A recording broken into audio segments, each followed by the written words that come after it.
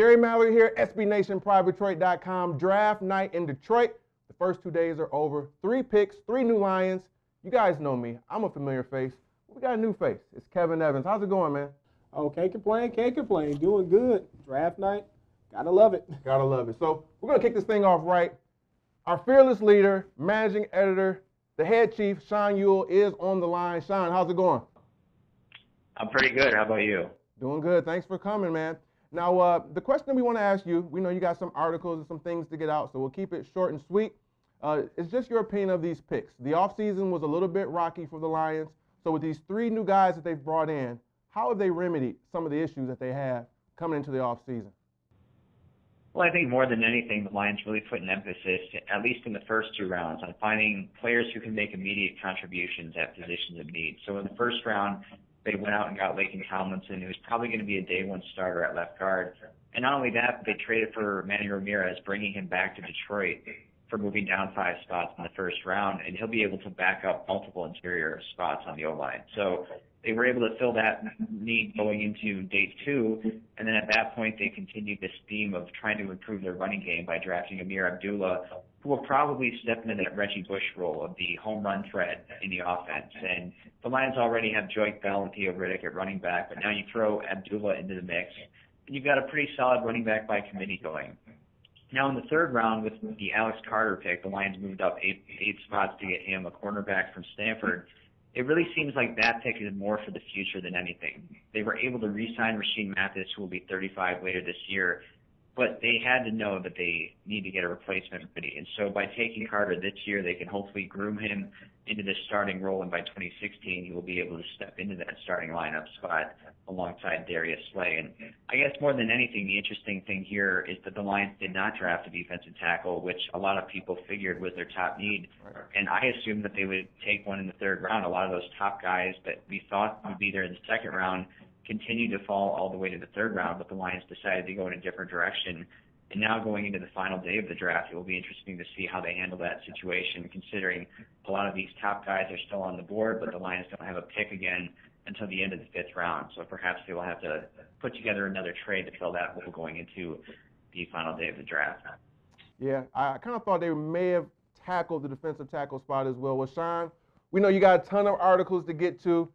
If you're looking at me, you already know where Sean is. He's the man at Pride Detroit, at Pride Detroit. Hey, man, thanks for joining us, and we'll be reading your articles in just a little bit. Thanks for having me. All right, have a good one. He brought up a good point, Kevin. With the 3rd round there, we were sitting here watching the draft, and I'm sitting there, and Alex Carter's good, and we're going to talk about him in a second. They didn't address defensive tackle. You know, Carl Davis was sitting there. Xavier Cooper was there. So kind of what's your thoughts on that? You know, they didn't address D tackle right off the bat. Well, as we talked about before, I know I'm going to be a little different here. Like, I kind of felt like they shouldn't even really worry about the defense this year. Like, I think no matter what you do this year, you're not going to be able to duplicate the number 2 defense. You just lost too much on that defensive line. So can they stay top 10 or? I'm not even sure about top 10. Not this year. I think what they really need to focus on is kind of change the makeup of their team, you know, kind of going more of an offensive direction. I was thinking more so like, okay, now you want to have a team with a powerful running attack, maybe get a ground game going, because that's something we could never really do last year was to get the ground game going. Definitely taking Laken Tomlinson in the 1st round, and then you're able to come back and get Amir Abdullah in the 2nd round. So now you're kind of changing the outlook of your team. So I was fine with them not taking a D tackle, but I also didn't want them to take the corner either. So I really wanted them to kind of stay with offense, because I just feel like Stafford's the type of guy that he is what he is at this point, you know, not very accurate. So I feel like you need to give him as many weapons as possible in order for your offense to be a success. So I really kind of wanted them to go in the offensive direction, but it was, at the end of the day, a need for a cornerback. So I'm fine with it. Okay, I get what you're saying. No way to really fix the defense this year. So let's address the other side of the ball. Exactly. The other side of the ball probably could make those improvements a little bit quicker. It was interesting. I mean, Carl Davis being there, like him, he has the issues. You know, some of it's up here. Very talented from Detroit. But I like Alex Carter, but I get what you're saying, too, about the offense. But so we talked to Sean. We've got tons of guests lined up, actually 3 more. I guess if 3 is a ton, we've got tons of guests lined up. We're going to go to our next guy. He's waiting right there. We're keeping the Pride Detroit mojo rolling. We talked to Sean. Now it's Jeremy Reisman, Pride of Detroit's own. Jeremy, what is going on, man? Thanks for joining us. How you doing? I'm doing well, man. How are you guys doing? Oh, we're doing great. We're doing great. So the question we have for you is this. And as you know, we discussed this question beforehand. It really sounds like, we painted this after the fact. I promise you guys, we talked about this beforehand. Now, Jeremy was the GM, Pride of Detroit Community Mock Draft. Excellent job picking up T.J. Clemmings in the first round, then going ahead, getting a running back in the second round. But it wasn't a running back the Lions drafted. So let me ask you this. Looking at the first 3 picks, we're going to put you in the GM spot. If there was one pick, whether it's the first, second, or third, where you would have picked someone differently based on who was actually available, what would you have done differently?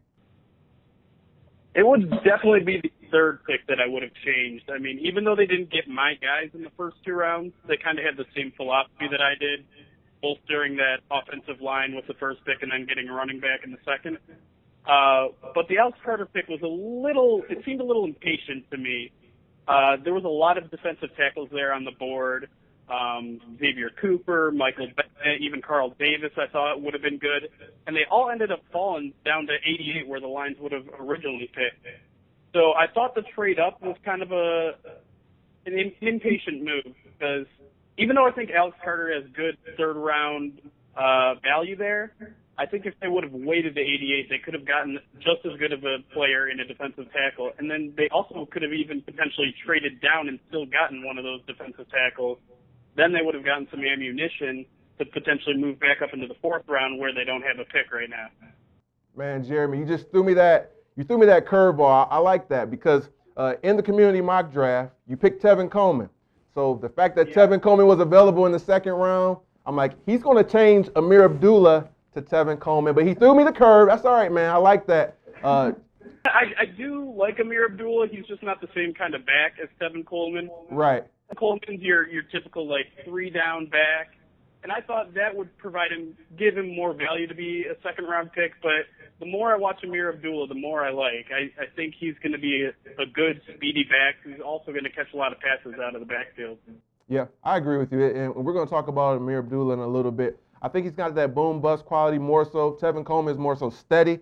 So Jeremy, his track record as GM is good. So we're going to look at that 3rd pick there, Alex Carter. He's saying it should have been maybe a defensive tackle. Hey, Jeremy, man, thanks for joining us. You guys know where you can find him. Excellent articles. Hilarious on Twitter, @Detroit Online, and, of course, on Pride of Detroit. Jeremy, thanks a lot for joining us, man. Thanks for having me, guys. Have a good night.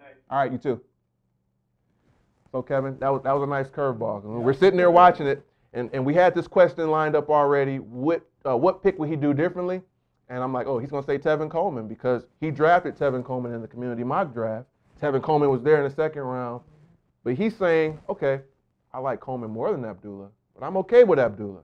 But the 3rd round is kind of shaky. So let's backtrack. We've talked about Coleman. We've talked about our 3rd round pick. Let's go to the 1st round. Laken Tomlinson, Kevin, just give me your thoughts on the big man out of Duke. Well, definitely, I love this pick. I can't really describe how much I love this pick. I really just whoop with joy when I saw that they traded down. Did you do a backflip? If my knee wasn't so bad, I probably you attempted a backflip, right? Yeah. He tried. It didn't work out too well. Yeah. But I really love this pick because of the simple fact that the Lions tend to always try to be the smartest guy in the room, and it really irritates me. Yeah, this guy really irritates me. But here they did the logical thing. They did the smart thing, okay? The players that they really wanted, the guys that really jumped off the paper, Andrus Peat, Melvin Gordon, Ty Gurley, all gone. Man, yeah. So at that point, it was painful seeing that. I'm like, oh, definitely. Just you look at the guys you want, pick after pick. And not to cut you off, get back to talking about Laken Tomlinson. I think Shane Ray, with his little issues, Randy Gregory's issues, Leo Collins' issues, all 3 of those guys would have been picked before 23. But since they weren't there, the ability for someone to drop just wasn't there. But go ahead with Laken. Yeah, definitely. And because of that, I felt like all the guys that you had on the board were around the same level talent-wise. So I felt like, they picked it was definitely a safe pick. But at that point, you're saying, okay, there's 4 or 5 guys on here that I want who are around, basically the same grade on my draft board. Right. So if I miss out on 2 or 3 of them, big deal, I'm going to get a good player. Yep. So now you can go ahead, you can package this, you can get this trade, and now you trade down a couple spots, pick up a draft pick, And then on top of that, you get a backup. Yeah. So you look at it as the Lions took the number 23 pick, and they traded it for 2 picks, a starter, and a backup. And then they use that pick, that 5th, to move up to get a guy they really like, Carter, later on. Exactly. Well, we'll talk about that later. Yeah, we'll talk about Carter But later. I think Tomlinson's a real high character guy. He's just a mauler on the front of the line. I was talking about earlier how I want the Lions to really go to that ground attack now. I want him to kind of take the ball out of Stafford's hands a little more now because I don't really think he's a guy you'll be able to just lead you to a Super Bowl. So definitely you did the right move there by getting another mauler to put next to Larry Warford. So they're going to be able to open a lot of holes in the middle of that line. So now hopefully, Amir Abdullah will be able to capitalize on that. Yeah, we'll see. I like Tomlinson for the same reasons as you. We kind of mirrored our sentiments on it. I like the intangibles too. That's something else we talked about. At the end of the day, you want talented players. Now, you could be the best leader, give the best speeches. If you can't play, you can't play. But when you are able to be a good leader, in addition to what you can do on the field, it's a bonus. Just to give you a taste of what Laken Tomlinson is all about, those intangibles, take a look at this video. And tell me after you see this if you're not ready to run through a brick wall for this guy. Here, take a look. Oh, man, I feel it. You feel it, Lake? Oh, man, I feel it. I hear it, Lake. Oh, man, I feel it. Man, I feel it. Man, I feel it. Man, I feel it. Man, I feel it. Man, we've been working since January. We've been working since January, man. Look how far we came this summer. Look how hard we came this summer. We work hard all summer for this very moment. Man, y'all know I've been waiting all my life for this. Y'all know I've been waiting all my life. Oh, man. Come out. Whoa, like I once heard a great man say, we got to hit him in the mouth. Now, that's what I'm talking about. You got to hit him in the mouth. I mean, don't you want to run through a wall when you see a guy like that? Definitely. I like it, I man. can feel it. Can you feel it? I got a feeling. I got a feeling. He's ready to play some football, man. You line him up with Warford. Oh, definitely. 2 thumbs up on the pick. So, Amir Abdullah, I don't think we're jumping for joy as much on this one. What's your thoughts on the number 2 pick? As we talked about, I was more in the Tevin Coleman camp. So was I. I was with you. Yeah, I just really feel like Tevin Coleman, he just added a lot with, his ability to run north and south, and he's actually a faster back. And you can see it, like he gets a lot of good separation from everybody when he hits those holes and he breaks away. I think he's more of a home run threat. Now, on the flip side, with Abdullah, we know he has issues with holding on to the ball. He's kind of a fumbler. So that's always a problem. And the Lions, they always want to focus in on cutting down on turnovers. That's what we focused in with on Stafford.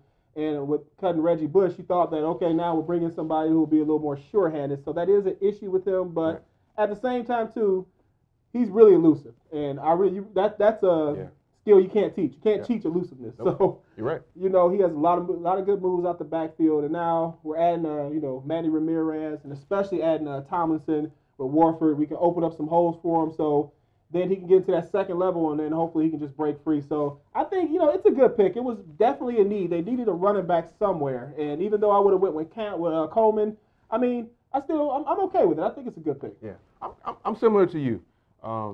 Everyone, if you watch the videos, I like Coleman. I don't think it was a big difference between Coleman and Gordon. I can give my whole spiel on that. But Amir Abdullah, I'm definitely warming up to it. I like the pick. Like you say, he's very elusive. The comparisons to Darren Sproles, I don't agree with. They're both little, they're diminutive.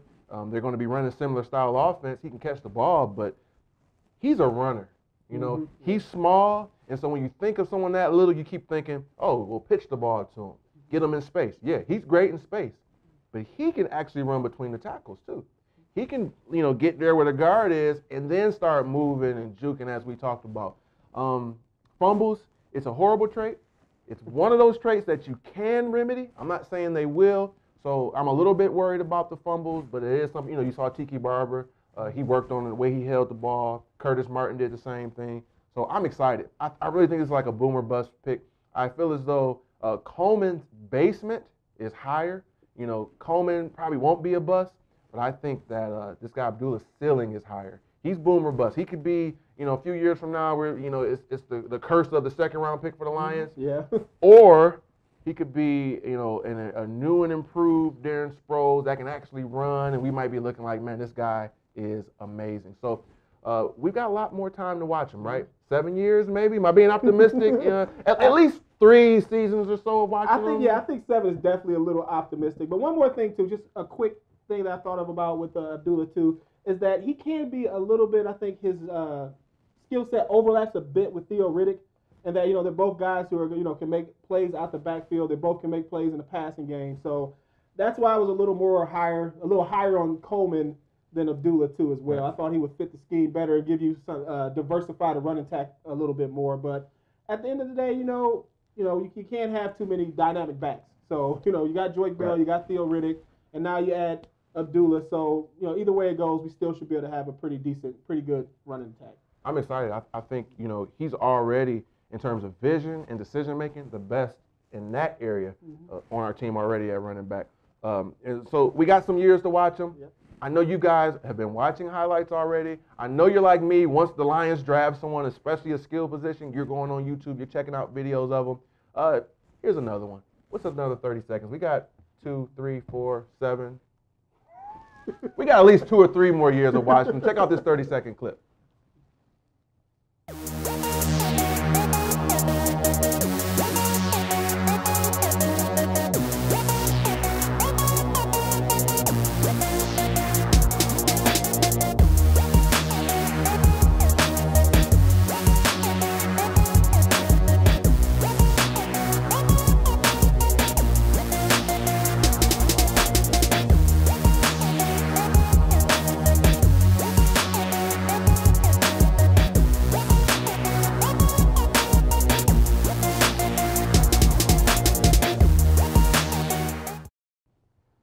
Yeah, so we just got a nice little look at Abdullah there now. Got some moves, Yeah, man. definitely. Like I said, he's very elusive. I like him. I think he's a good player, So I'm going to get over my little hissy fit over not getting Coleman, and I'm just going to get all into the Abdullah camp. In the Abdullah camp, I'm the same way, man. I am going to be watching Coleman, though. Kind of track Atlanta, right? Yep. I'm going to be tracking the two because, when you have a guy you could have had and the whole comparison spiel, so I'll be looking at Coleman. But, yeah, a full, all aboard, full boat, however you want to pull it, the Abdullah camp, I'm there. Third round. Team Abdullah. Hashtag Team Abdullah. Alex Carter, 3rd round. With the maneuvering that we did, we gained an extra 5th, allowed us to move up in the 3rd. This is a guy they liked. 3 character guys, too, in terms of the intangibles, good grades. What's your thoughts on Alex Carter? Cornerback out of Stanford. Well, I thought he was a little bit of a reach at that position. I didn't think that you needed to move up to take him in that round. I mean, but if you just look at him, he's got good size, 6 foot, 200 pounds, got a little bit of speed, makes some plays. Seems like he may be a little bit of a project. I don't think he'll be ready this year. Right. But, you got Slay, you got Rasheem Mathis, you got Bill Bentley, Nevin Lawson coming back. So, he can sit, he can learn a little bit. But it's an okay pick. I would have rather gone with either maybe Lael Collins, but right now it's looking like Collins might be. I think we can get him in the 7th round. Yeah, it's looking like. Is there a 9th round? Yeah, definitely. So I'm, so I can't get too bad about that, but I really like Carl Davis as well. Yeah. That was the big guy I wanted. I was thinking they were gonna go that route. Yeah. They're sitting there. I'm like, okay, here we go, Carl Davis time. I like Carter though, and just kind of thinking about their thought process on it. I think they were targeting 2 cornerbacks. They like P.J. Williams and they like Alex Carter. Now the need for the cornerback, if you're drafting a cornerback, all of them are projects really. Very rarely does a rookie come in and they have that impact. So I think they felt like, well, if we get one of these projects, we got Rasheem Mathis for another year. We can groom him. We don't need him to start day 1, but we are going to need somebody because if Machine, we call him Machine. If Rasheem, the Machine, holds up this year, next year, we just keep kind of pushing that button. And so insert whoever we were to draft. They like 2 guys, in my opinion, P.J. Williams, and they also like Alex Carter. P.J. Williams got picked. I think they said, hey, he's gone. Let's go attack and get the other guy. They want to walk away with one of them. They got the guy. I like the pick, too. Some people are, they're worrying about the 40 time and they're worrying about this or that. He's a project. He's raw. We saw how raw Darius Slay was. And he was a 2nd-round pick, but he's not going to be thrown into the fire that quick. He can be groomed. He can be nurtured. I like it. They addressed some needs, man. I definitely saw the need for that cornerback, coming in. especially with Rasheem the Machine. You know, he's going to be slowing I like down. a new nickname. Yeah, you got a new nickname, man. I don't know if you're watching, one of your boys watching. You are now, especially the fact that you're as old as you are and you're playing good, you are Rasheem the Machine. So now that Rasheem the Machine's getting older, Alex Carter can come in and be his protege. Yeah, definitely. But one last thing about Alex Carter, I just really thought that they kind of did the exact opposite of what they did with Tomlinson. For Tomlinson, it was like, okay, they had the patience, they made the right move by drafting down, or by moving down in the draft, and then you come back with Alex Carter, and then you move up, and it's like kind of unnecessary. And You think he would have been there at the original pick? I mean, even if he wasn't, there were still good players you could have got there, and then you would have kept your 5th round pick. Right. You know. So, like we were saying, like maybe if we did decide to take a flyer on Leo Collins, you know, you got a couple picks still, to work with. yeah, you still have more than one pick, you know. So, I mean, all in all, I mean, well, you know, it's just kind of one of those picks that, you know, just got to kind of wait and see how the guy turns out. So, wait and see approach. I'm with you on that. Should be interesting. One more guest, guys. We're keeping the guests rolling. We're keeping them coming.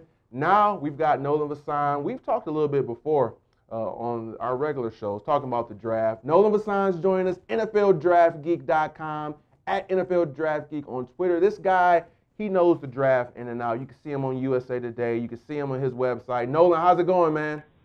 What's going on, man? How you guys hanging in there late this night? Hey, we're doing pretty good. You know, the draft, this is fun, man. This is every team's Super Bowl. You know, a lot of teams and football players and fans, you know, we don't have the luxury of your Patriots and your Steelers. I mean, you look forward to this almost as much as the draft. I know you do. You do some hard due diligence work all throughout the year. So we want to talk to you about some other picks. You know, we know the top names, the top, 50 to 100 guys like me or Kevin we're pretty familiar with. It's your job to be proficient at the deep cuts. So let me ask you, looking at day 3, rounds 4 through 7, give me a name or two of some really good quality guys that are still available that could fit what the Lions are looking for. Oh, that's an interesting topic there. I mean, one guy I really like who's still on the board is Jay Ajayi, obviously, and obviously he's not going to be a fit for the Lions, but it's interesting to talk about Ajayi with the knee injury because he was somebody who Detroit was considering with the 2nd round pick and probably would have been a 3rd round pick, and I'm sure factored into their decision to go with Amir Abdullah. But Ajayi is someone who just finished just short of Melvin Gordon last year when it came to touchdowns. But the knee injury is really scaring a lot of teams off. A few more guys you can get at cornerback. There's been excellent depth at cornerback. But obviously when it comes to Lions, what they have left now to address is the defensive tackle position.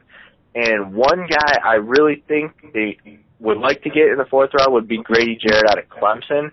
I don't know how many people are familiar with him, but he's a guy who is projected to go on day 2. He's that prototypical 3 technique. Very quick, a playmaker, a guy who gets upfield, not exactly a run stuffer, but paired next to Nada, who'd be the 2 tackle, I think Grady Jarrett out of Clemson could be somebody who could feed off him and really be a playmaker for the Lions. I like it. I definitely think they're going to be looking at defensive tackle. They've addressed needs in this one, Best player available, yeah, kind of, sort of, but they've really been tackling needs. I think D-tackle is coming up. Hey, Nolan, we want to thank you as always.